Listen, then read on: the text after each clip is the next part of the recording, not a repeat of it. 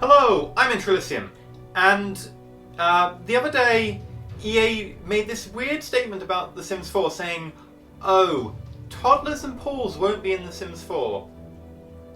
Toddlers and pools won't be in The Sims 4. Toddlers, which have been in Sims 2 and Sims 3, will not be in Sims 4, and pools, which have been in Sims 1, Sims 2, and Sims 3, will not be in Sims 4. I mean, what? And they said the reason for this is they're concentrating a lot more on animations and multitasking of Sims. Right, I would define toddlers, like the toddler stage of life, as core gameplay, right? That's been core gameplay for the last 2 games. A stage of life would pretty much, almost by definition, be a core feature. And if they're just cutting it for more animations, priorities also project mismanagement. I mean, seriously, that's just incompetence. If you're saying, oh, we're cutting it because we want to put more animations in, it's like, well, why didn't you do both? I mean, surely toddlers are more important than more bloody, there's 7 walk styles now. It's like, I really wouldn't care. I'd prefer there to be 1 walk style and toddlers. And also pools. I mean, I remember when in Sims 1 you'd kill your Sims in the pool just for fun. Pools are... At least pools you can say, oh, well, you know, not everyone has a pool. They're not really technically core, but they have been in, since Sims 1. But toddlers? They've been in the last 2 iterations. They are part of life cycle. I think, this new show, pretty much, I should just rename it to EA Today, because this is 4 episodes now I've done, and every single one has EA. At least it'd be a catchy title. The real kicker is, they said, oh, well, pools and toddlers might be released later as an update or an expansion. Now, we can pretty much throw update out the window, off a skyscraper into an abyss, because decent chunks of gameplay as 3 updates, I haven't known EA to tend to do that. But DLC I have seen them do.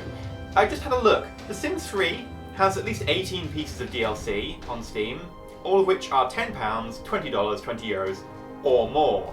This is the same game that has a piece of DLC that's $20 yet £30, which is 61% more for people in the UK.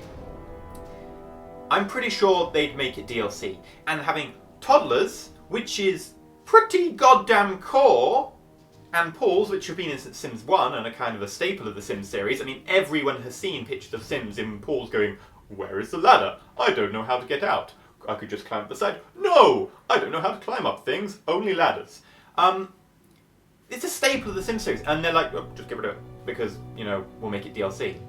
That's what they're effectively saying. They're effectively saying they've screwed up the project in time management-wise, because they're trying to do all these walk cycles and stuff, and multitasking, and they can now talk and eat and watch TV at the same time. And they're like, well, we'll cut out these things and make you pay for them later.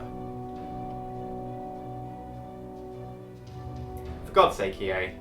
In other news, The Sun, it's a British newspaper, it's a pretty lowbrow British newspaper, had a big article the other day saying, gaming as addictive as heroin. Brits reach new level of mental health risk. 5,000 calls to 1 clinic for health. Dopamine levels increase in the brain. It gives you a kick and a chemical buzz. Right, let's just break this down. I know a lot of you are fed up with the media's portrayal of gaming. You can pretty much equate The Sun, The Mail, these British newspapers, if you don't know, with, say, Fox News for Americans. But in one part of the article they say, Britain is in the grip of a gaming addiction which poses as big a health risk as alcohol, drug abuse. A Sun investigation has revealed. In 2012, 8,367 people died from alcohol-related deaths, diseases, accidents, just related to alcohol. 8,500 almost. Proven, related deaths from gaming? 0.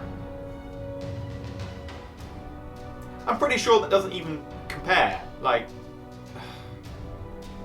And let's look at the claim about dopamine levels increase in the brain. Yes, they do. Dopamine is a neurotransmitter. We kind of need it. You know what also increases dopamine in the brain? Exercise, playing board games with friends, social interaction, anything fun, sex. So, to be honest, anyone who you know is shocked and appalled by this article, I would also advise you to not have sex, ever. It would probably be really good for you, and it would be incredibly good for the human race.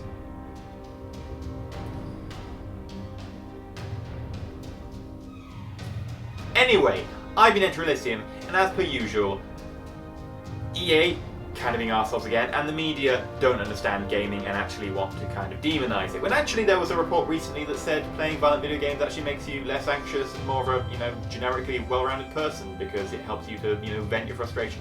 So, actually, I would encourage you all to play video games, also because then you'll want to watch my channel about video games, and then, I get all the ad monies. So I'm kind of biased. Anyway, I've been EnterElysium, and as always, stay shiny.